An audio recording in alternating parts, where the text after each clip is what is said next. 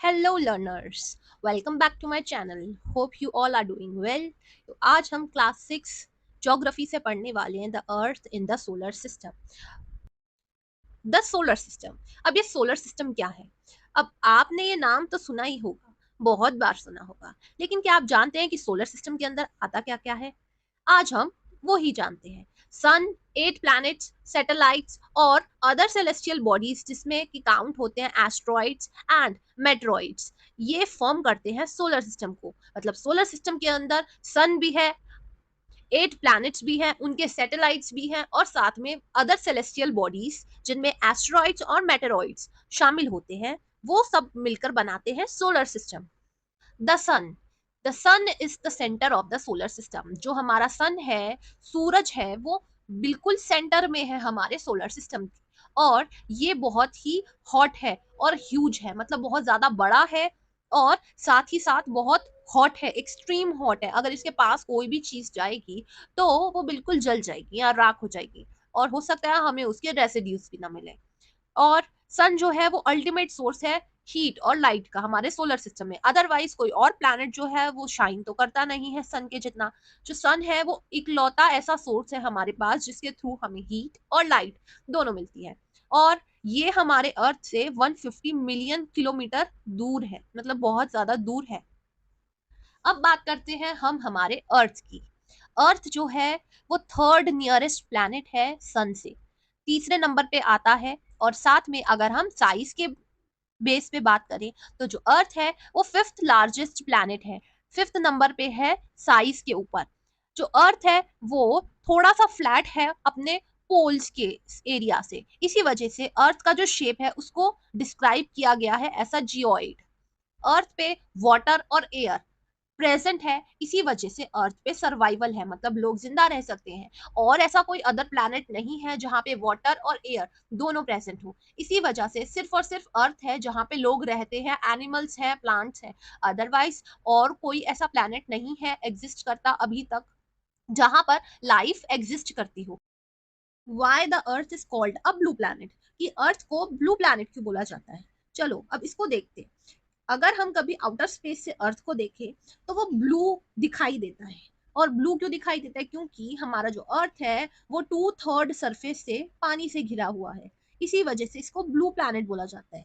अगर सिंपल भाषा में बोले तो अगर कभी कोई स्पेस से फोटो लेगा तो वहां से जो अर्थ है वो वाटर होने की वजह से ब्लू नजर आता है। मेजर पार्ट जो हमारे अर्थ का है वो पानी से घिरा हुआ है, इसी वजह से अर्थ को ब्लू प्लैनेट भी बोलते हैं। The moon. मून जो है वो अर्थ का एक सैटेलाइट है। और आपने देखा होगा जो मून है वो काफी बड़ा नजर आता है जब कभी हम रात में मून देखें तो। क्यों ऐसा होता होगा? क्योंकि मून जो है वो अर्थ के काफी नजदीक है अदर सेलेस्टियल बॉडीज से कंपेयर करने में, इसी वजह से वो काफी बड़ा नजर आता है। और मून जो है वो अर्थ के अराउंड एक रोटेशन कंप्लीट करने में 27 डेज लेता है। लेकिन जो मून है वहां पे लाइफ जो है वो फुलफिल नहीं होती, क्योंकि वहां पे जो असेंशियल चीजें हैं हमें जीने के लिए, एयर, वाटर, वो प्रेजेंट नहीं है। अब आपने मून के बारे में तो सुन ही लिया है, लेकिन क्या आप जानते हैं अभी रिसेंट में ही मून पे हमारा एक स्पेस मिशन गया था?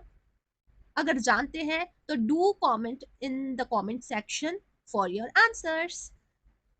अब बात करते हैं द मिल्की वे गैलेक्सी की। अब ये है क्या? A cluster of millions of star है जो कि फॉर्म करती है मिल्की वे गैलेक्सी।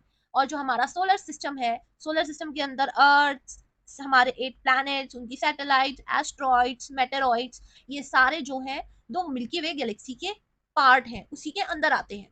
और पुराने समय में ऐसा माना जाता था कि जो लाइट है वो आसमान में रिवर की तरह बह रही है, इसी वजह से मिल्की वे गैलेक्सी को आकाश गंगा का नाम भी दिया जाता है। हिंदी में हम कह सकते हैं जो पुराने जमाने के लोग थे वो इसको आकाश गंगा बोला करते थे। और अभी हम उसे आकाश गंगा और मिल्की वे गैलेक्सी दोनों के नाम से जानते हैं।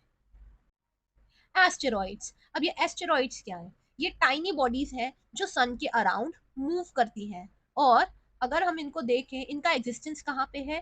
फाउंड की जाती है, मिलती है ऑर्बिट्स में मार्स और जुपिटर की।